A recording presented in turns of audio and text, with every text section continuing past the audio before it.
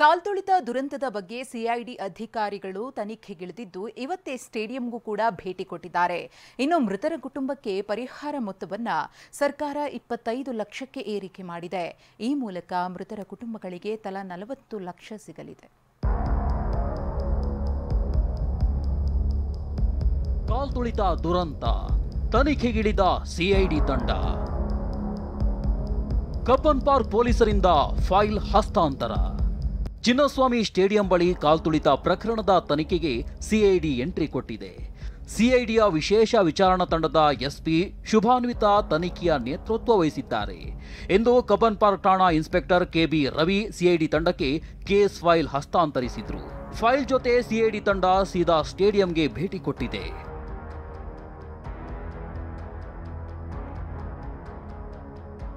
ಬೆಂಗಳೂರಿನ ಎಂ ಚಿನ್ನಸ್ವಾಮಿ ಸ್ಟೇಡಿಯಂಗೆ ಭೇಟಿ ಕೊಟ್ಟ ಸಿಐಡಿ ತಂಡ ಸಿಸಿಟಿವಿ ಮತ್ತು ಘಟನಾ ಸ್ಥಳ ಪರಿಶೀಲಿಸಿತ್ತು.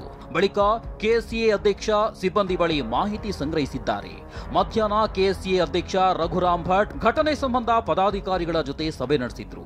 ಈ ವೇಳೆ ಸಿಐಡಿಯ ಮತ್ತೊಂದು ಟೀಮ್ ಸಭೆ ನಡೆಯುವಾಗಲೇ ಅಧ್ಯಕ್ಷರ ಕೊಠಡಿಗೆ ಎಂಟ್ರಿ ಕೊಟ್ಟಿದೆ. ಸದ್ಯ ಮಾಹಿತಿ ಸಂಗ್ರಹಿಸಿ ವಾಪಸ್ ಆಗಿರೋ ಸಿಐಡಿ ತಂಡ ಸೋಮವಾರ ಮತ್ತೆ ಕ್ರೀಡಾಂಗಣಕ್ಕೆ ಭೇಟಿ ನೀಡಲಿದೆ.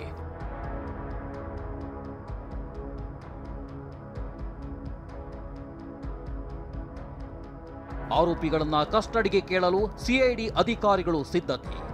ಈಗಾಗಲೇ ಬಂಧನಕ್ಕೆ ಒಳಗಾಗಿರುವ 4 ಆರೋಪಿಗಳನ್ನ ವಶಕ್ಕೆ ಪಡೆಯಲು ಸಿಐಡಿ ನ್ಯಾಯಾಲಯಕ್ಕೆ ಅರ್ಜಿ ಹಾಕಲಿದೆ. ಸೋಮವಾರ ಆರೋಪಿಗಳನ್ನ ಕಸ್ಟಡಿಗೆ ಪಡೆಯಲು ಸಿಐಡಿ ತಂಡ ಸಿದ್ಧತೆ ನಡೆಸಿದೆ.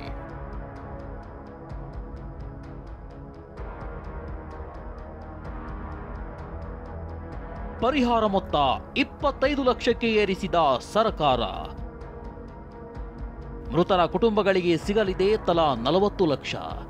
ಇನ್ನು ದುರಂತದಲ್ಲಿ ಮೃತಪಟ್ಟವರಿಗೆ ಸರ್ಕಾರ ತಲಾ 10 ಲಕ್ಷ ಪರಿಹಾರ ಘೋಷಿಸಿತ್ತು. ಆದ್ರೀಗ ಪರಿಹಾರದ ಮೊತ್ತವನ್ನ 25 ಲಕ್ಷಕ್ಕೆ ಏರಿಸಿ ಸಿಎಂ ಆದೇಶ ಹೊರಡಿಸಿದ್ದಾರೆ. ಇನ್ನು ಆರ್ಸಿಬಿ ಮ್ಯಾನೇಜ್ಮೆಂಟ್ ಕೂಡ 10 ಲಕ್ಷ ಪರಿಹಾರ ಪ್ರಕಟಿಸಿದೆ. ಹಾಗೆಯೇ ಕೆಎಸ್ಸಿಎ ಕೂಡ ಮೃತರ ಕುಟುಂಬಕ್ಕೆ ತಲಾ 5 ಲಕ್ಷ ಪರಿಹಾರ ಘೋಷಿಸಿದೆ. ಈ ಮೂಲಕ ಮೃತರ ಕುಟುಂಬಕ್ಕೆ ತಲಾ 40 ಲಕ್ಷ ಸಿಗಲಿದೆ. Bureau report ಟಿವಿ9.